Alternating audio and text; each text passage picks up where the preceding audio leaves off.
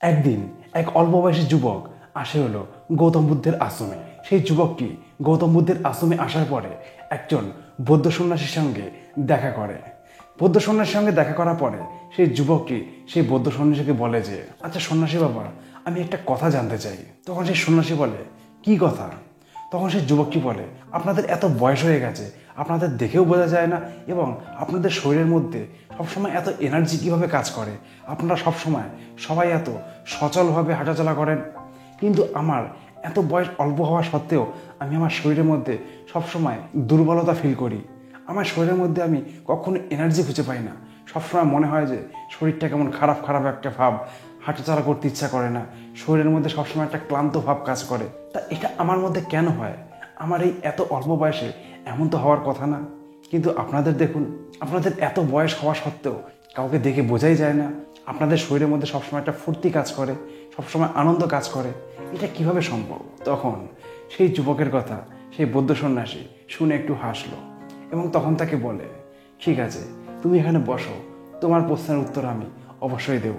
এরপর সেই যুবক আর বৌদ্ধ সন্ন্যাসী সেইখানে বসে। এরপরে সেই বৌদ্ধ সন্ন্যাসী সেই যুবকটিকে বলে যে, তোমার জীবনে যে সমস্যাটা রয়েছে সেই সমস্যা থেকে তুমি চাইলেই খুব সহজে বেরিয়ে আসতে পারো, কিন্তু তার জন্য তোমার জীবন পদ্ধতি একটু চেঞ্জ করতে হবে। তখন সেই যুবকটি বলে, বলুন বৌদ্ধ সন্ন্যাসী বাবা, আমায় কি করতে হবে? তখন সেই সন্ন্যাসী বলে, দেখো বাবা, সবার প্রথমে একটা কথা জেনে রাখো, রাস্তায় যেই গাড়ি ঘোড়া চলে সেটা কিসের জন্য? পেট্রোল ঢালতে হয়, নইলে ডিজেল ঢালতে হয়, তারপরেই কিন্তু সেই গাড়িটা রাস্তায় চলতে পারে। ঠিক মানুষের শরীরও কিন্তু একই রকম। মানুষের শরীরকে চালাতে গেলে খাদ্যের প্রয়োজন, আর তুমি যদি তোমার শরীরের মধ্যে সঠিক খাদ্য প্রবেশ করাতে পারো তবে কিন্তু তুমি সুস্থভাবে সবসময় বাঁচতে পারবে। এই কথা বলে সেই বৌদ্ধ সন্ন্যাসী সেই যুবককে বলল যে, আমি তোমাকে মাত্র 5টা খাদ্য অভ্যাসের কথা বলবো, যেগুলো তুমি যদি প্রত্যেক দিন নিয়মিতভাবে পালন করতে পারো তবে দেখবে তোমার শরীরের মধ্যে যে সমস্যাটা রয়েছে সেটা থেকে তুমি অনেকটাই মুক্তি পেয়ে যাবে।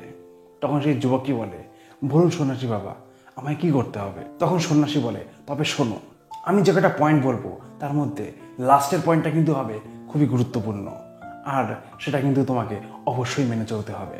তো যাই হোক, সবার প্রথম যে পয়েন্টটা, প্রত্যেকদিন সকালবেলায় ঘুম থেকে ওঠার পরে খালি পেটে 1 গ্লাস লেবু আর জল খেতে হবে। তুমি হয়তো জানো না, আমাদের শরীরে লেবুর রস এমন একটা গুণমাপের জিনিস যেটার দরুন আমাদের শরীর সম্পূর্ণভাবে ডিটক্স হয়ে যায়। মানে আমাদের শরীরে অপ্রয়োজনীয় যত বাজে জিনিসগুলো আছে সেইগুলো আমাদের শরীর থেকে পরিষ্কার হয়ে যায়। তাই জন্য প্রত্যেকদিন সকালবেলা ঘুম থেকে ওঠার পরে খালি পেটে তুমি যদি 1 গ্লাস করে জলের সাথে লেবুর রস মিশিয়ে যদি খাও, তাহলে দেখবে তোমার শরীরের মধ্যে একটা চনমনে ফিল হবে, তোমার শরীরের মধ্যে অনেকটা এনার্জি বোধ হবে। এরপরে 2 নম্বর, প্রত্যেকদিন সকালবেলায় ঘুম থেকে উঠে খালি পেটে কিছু ড্রাই ফ্রুটস খাওয়ার চেষ্টা করবে। যেমন হচ্ছে যে কোনো নাটস, কিশমিশ, আখরোট, বাদাম, এই সমস্ত জিনিস। এই সমস্ত জিনিসগুলোতে প্রচণ্ড পরিমাণে ভিটামিন থাকে এবং এই সমস্ত জিনিসগুলোর থেকে শরীরের মাসেল তৈরি হয়, আর এর জন্য মানুষকে খুবই সুস্থ সবল দেখতে লাগে। তাই তুমি সকালবেলায় এই জিনিসটা কিন্তু অবশ্যই ফলো করবে। এরপর 3 নম্বর যে জিনিসটা, তোমার সারাদিনের যে খাবার যে তালিকা তার মাঝখান থেকে ফ্যাটি খাবারগুলোকে তুমি সরিয়ে ফেলার চেষ্টা করবে। সবসময় একটা কথা মনে রাখবে, যে সমস্ত খাবারের মধ্যে ফ্যাট বেশি থাকে সেই সমস্ত খাবার যদি তুমি কন্টিনিউ খেতে থাকো তবে তোমার শরীরের মধ্যে ফ্যাট তৈরি হবে, আর তোমার শরীরের মধ্যে যত বেশি ফ্যাট তৈরি হবে তত কিন্তু তোমার শরীরের মধ্যে উইকনেস তৈরি হবে, তোমার শরীরের ওজন বৃদ্ধি পাবে, আর এর জন্য তুমি কখনোই তোমার শরীরের মধ্যে এনার্জি খুঁজে পাবে না। সেই কারণে তোমার নিজের খাদ্যের তালিকা থেকে এই ফ্যাটি জাতীয় যে সমস্ত খাবারগুলো আছে সেগুলোকে যতটা পারবে সরিয়ে ফেলার চেষ্টা করবে, তাহলে দেখবে এটা তোমার শরীরের জন্যই কিন্তু ভালো হবে। এরপর 4 নম্বর, প্রত্যেক দিন তোমার যে দুপুরে এবং যে রাতের যে খাবার তার সাথে কিছু র ভেজিটেবল খাওয়ার চেষ্টা করো। র ভেজিটেবল মানে যেমন হচ্ছে গ্রিন স্যালাড, যেমন এর মধ্যে শসা, পেঁয়াজ, গাজর, কিছু লেটুস, এই সমস্ত জিনিসগুলোকে খাবারের তালিকায় যোগ করে দাও। কারণ এই সমস্ত খাবারগুলো মানুষের শরীরের মধ্যে যে অতিরিক্ত ফ্যাট থাকে সেগুলোকে কমিয়ে ফেলতে সাহায্য করে। আমরা খাবারের মধ্যে যে সমস্ত বাজে খাবারগুলো আমরা ভুল করে খেয়ে ফেলি, ফ্যাটি জাতীয় খাবার, সেই সমস্ত খাবারগুলোকে এই যে র ভেজিটেবল এইগুলো ব্যালেন্স করতে সাহায্য করে।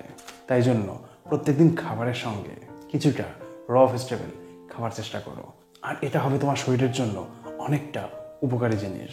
এরপরে সবার লাস্ট 5 নম্বর যে জায়গাটা, সব থেকে গুরুত্বপূর্ণ যেটা, একটা কথা সবসময় মনে রাখবে, আমরা অনেকেই আছি রাত্রিবেলায় মানে যতটা পারি পেট ভরে খাই। সবসময় মনে রাখবে এটা সম্পূর্ণ একটা ভুল পদ্ধতি। রাত্রিবেলা যতটা পারবে একটু কম খাওয়ার চেষ্টা করবে, পেটে কিছুটা জায়গা খালি রেখে তবে খাওয়ার চেষ্টা করবে। কারণ রাত্রিবেলা আমরা যে খাবারটা খাই, খাওয়ার পরে কিন্তু আমরা শুয়ে পড়ি, বিছানায় ঘুমিয়ে পড়ি। সুতরাং আমাদের শরীরের মধ্যে কিন্তু কোনো ওয়ার্কআউট হয় না। তাই জন্য বেশিরভাগ মানুষের কিন্তু রাতের খাবারটা সম্পূর্ণভাবে হজম হয় না। আর যদি তোমার রাতের খাবার যদি সঠিকভাবে হজম না হয়, সকালবেলা কিন্তু তোমার শরীরের মধ্যে অটোমেটিক একটা ক্লান্তি ভাব থেকে যাবে। আর তার জন্য তোমায় কি করতে হবে, প্রত্যেকদিন রাত্রিবেলায় একটু কম খাওয়ার চেষ্টা করবে। আর তুমি যখন শুতে যাবে, ঘুমাতে যাওয়ার কমসে কম 2 ঘন্টা আগে তোমার রাতের খাবার কমপ্লিট করে ফেলবে। এতে কি হবে, তুমি ঘুমোতে যাওয়ার আগেই রাতের যে খাদ্যটা সেটা অর্ধেকের বেশি ডাইজেস্ট হয়ে যাবে এবং পুরো রাতে সেটা সম্পূর্ণভাবে ডাইজেস্ট হয়ে যায়। আর সম্পূর্ণভাবে যদি ডাইজেস্ট হয়ে যায়, সকালবেলা দেখবে তোমার মধ্যে অটোমেটিক একটা চনমনে ভাব কাজ করবে। এই যে কটা পয়েন্ট আমি বললাম, এই সব কটা পয়েন্ট যদি তুমি ভালো করে মেনে চলতে পারো, কিছুদিনের মধ্যেই দেখবে তোমার শরীরের মধ্যে তুমি একটা অদ্ভুত পরিবর্তন লক্ষ্য করতে পারবে।